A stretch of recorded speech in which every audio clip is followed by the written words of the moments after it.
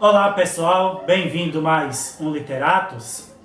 E nesse vídeo nós vamos estar comentando sobre um assunto teológico para a sua edificação e o seu conhecimento.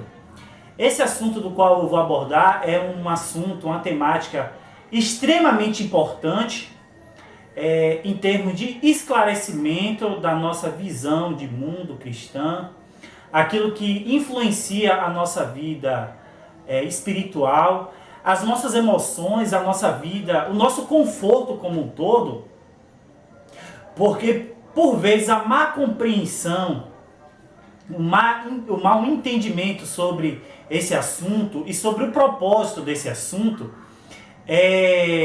causa muita perturbação no crente, naquelas pessoas que querem seguir a Deus e buscar a Deus fielmente e querem ter a sua segurança de salvação. Então, nós vamos estar falando sobre a escatologia. Não necessariamente falando de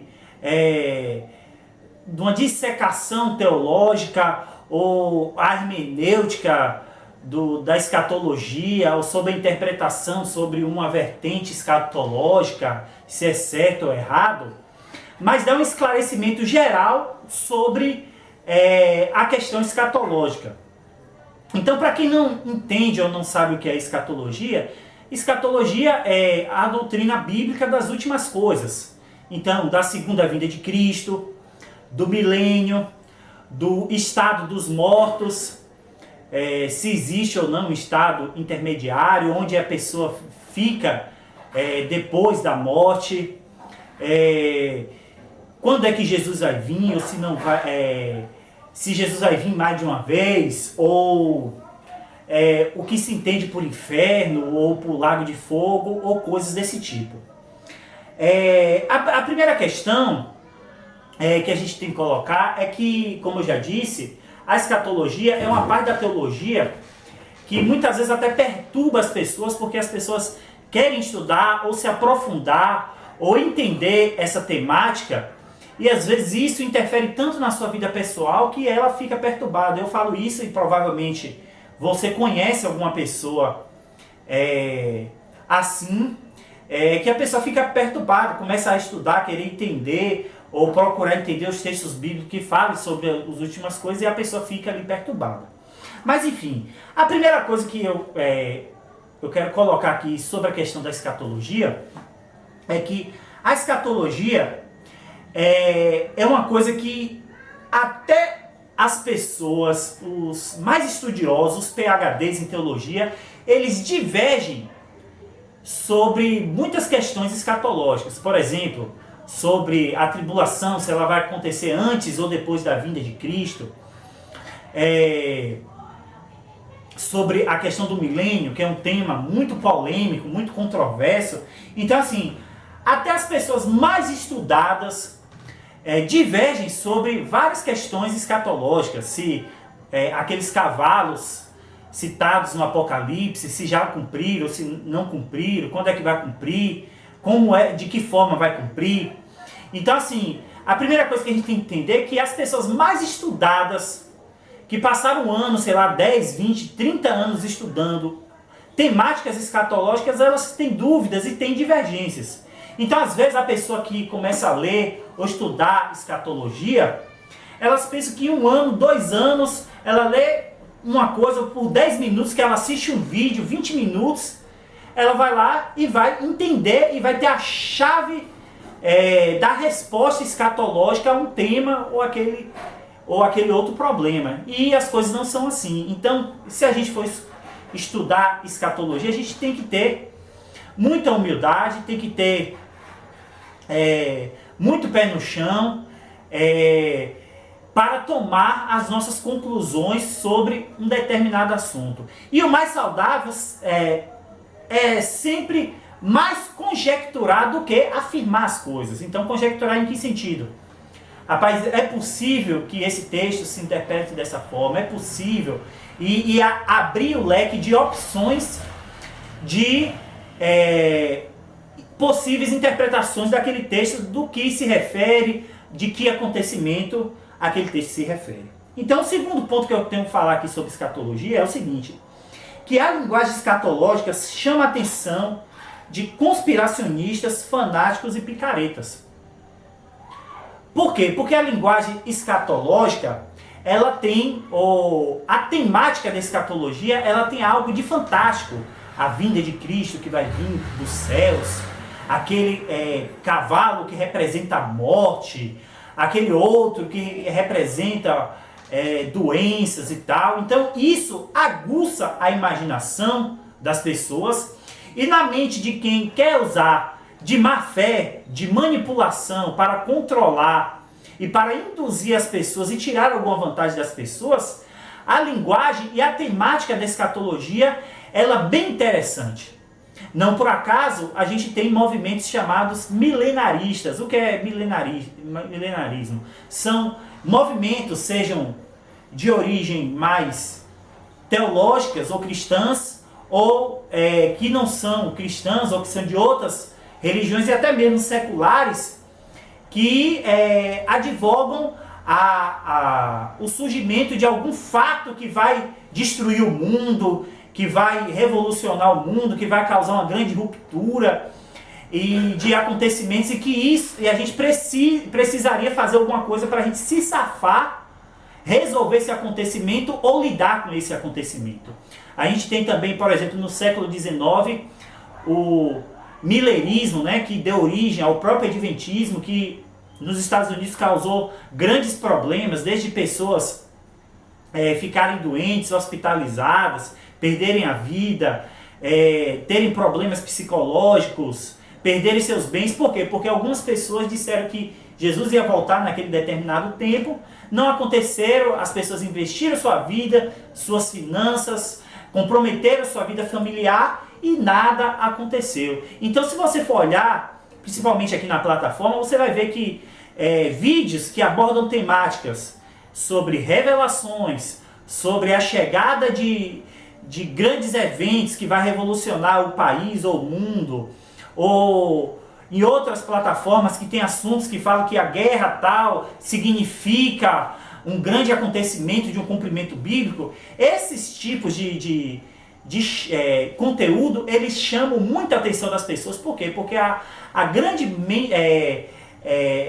inclinação emocional e de medo imaginativa das pessoas, elas são induzidas a acessar esse tipo de conteúdo, e são um tipo de conteúdo dos mais acessados na internet. Então a gente tem que ter muito cuidado, porque às vezes a gente não sabe quem está produzindo esse conteúdo, qual a intenção dessa pessoa, não sabe de onde essa pessoa veio, de que igreja associada, ou de que religião, e às vezes o que acontece, a pessoa fala, liga um determinado evento a um determinado cumprimento bíblico, e às vezes o evento ou não acontece, ou não bate com aquilo que a Escritura diz. Então a gente tem que ter muito cuidado, porque se por um lado tem pessoas ingênuas que tendem a acreditar em certos conteúdos falsos, existem pessoas que querem de má fé conseguir visualizações, dinheiro, contribuições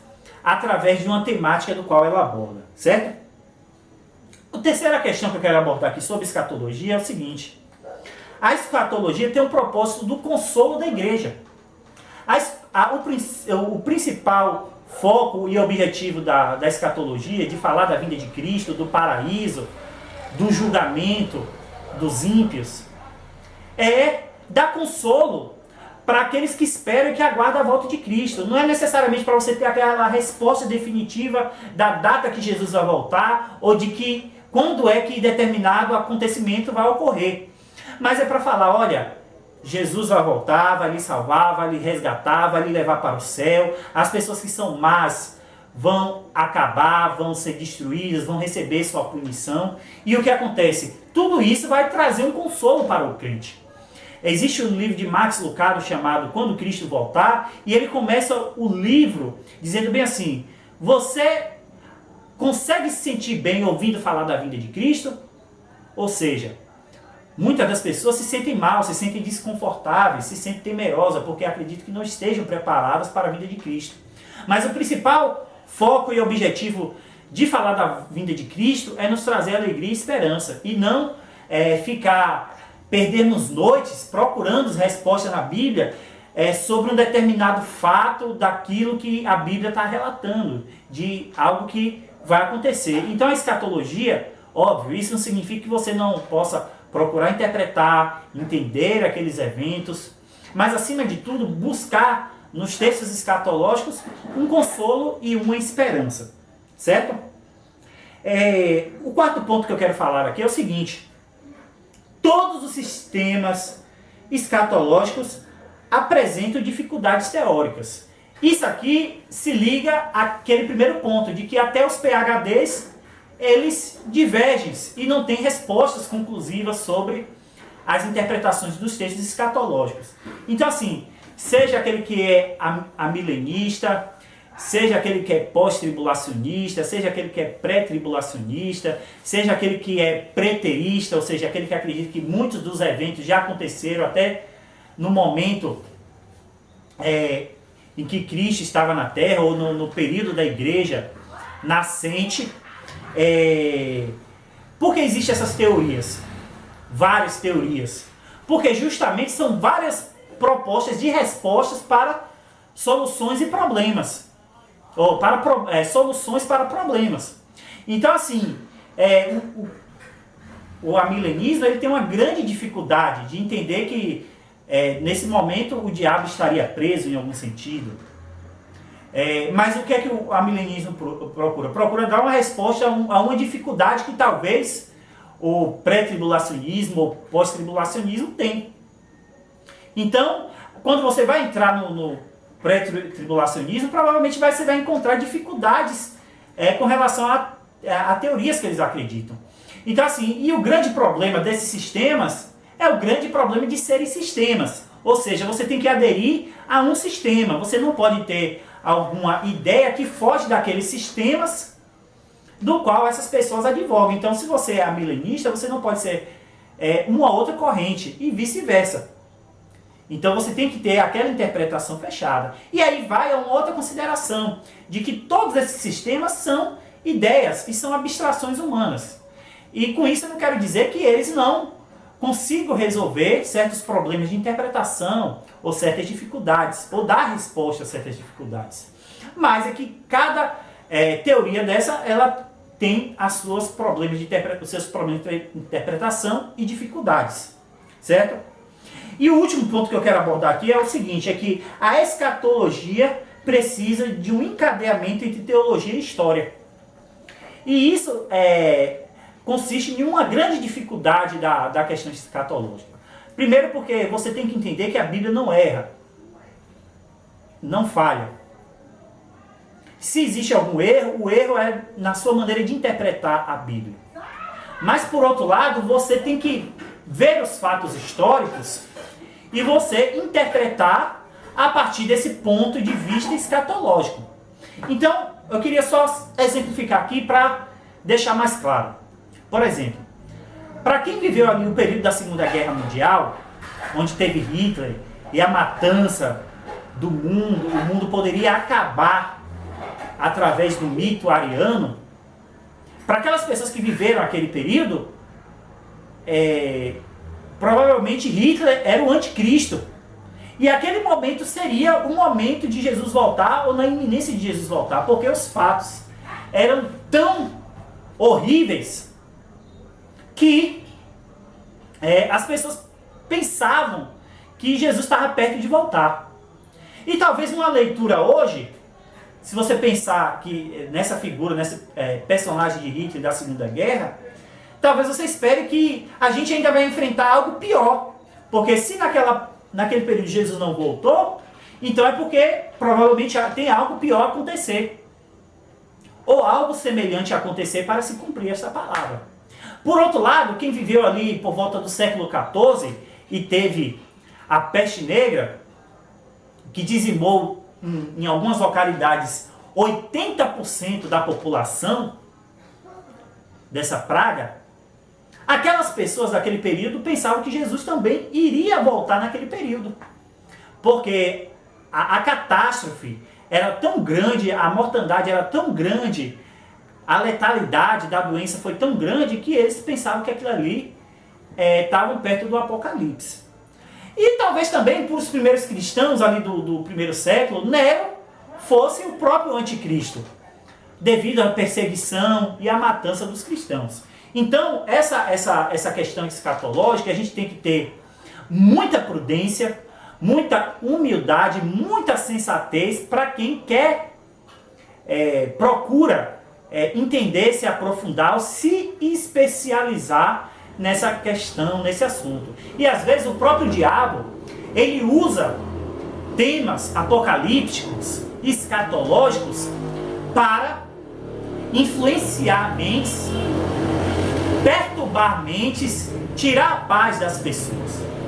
Certa vez eu estava num culto na igreja, minha irmã abordou uma questão escatológica sobre se Jesus ia voltar na tribulação, ou a gente ia passar pela tribulação ou não, ou se ia vir depois.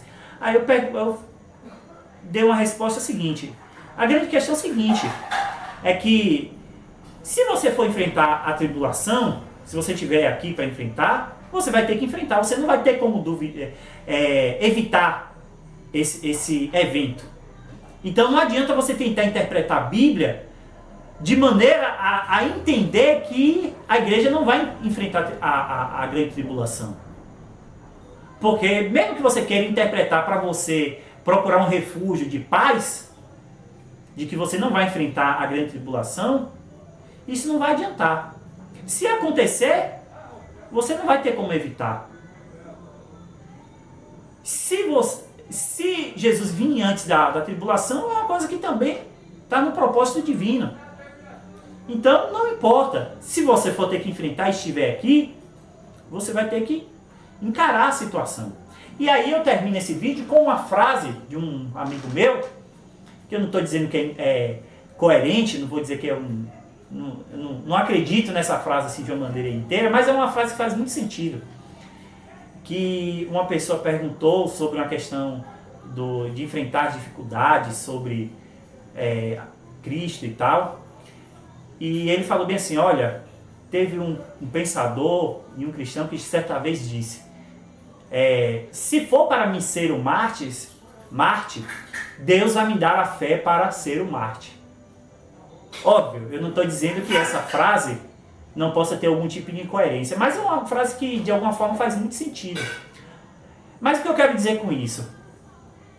Você acreditar que em certas coisas vai fazer você evitá-las, você entender a escatologia e ter todas as respostas escatológicas, vai fazer você evitar certas coisas que aconteçam com você, ou eventos que aconteçam com você?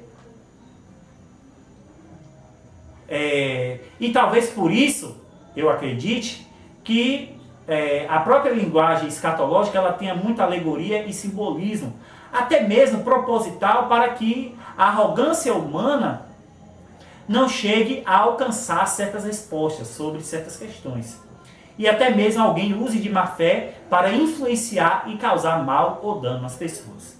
Então, pessoal, eu espero que tenham gostado desse vídeo. Isso aqui não é um tema bíblico, mas podem ver que eu não usei a Bíblia. Mas é uma coisa que, de alguma forma, introdutória para que você possa entender na prática como introduzir nesse assunto. Espero que tenham gostado, exercido alguma coisa, alguma reflexão sobre você e alguma paz na sua vida espiritual, na sua vida emocional. Então, pessoal, espero vocês nos próximos vídeos. Estamos preparando outros vídeos aí, inéditos, como a proposta do canal, a leitura underground. E também nós temos aí a nossa chave Pix para, se você quiser contribuir, ajudar para o crescimento do canal. Então, até a próxima, fiquem com Deus.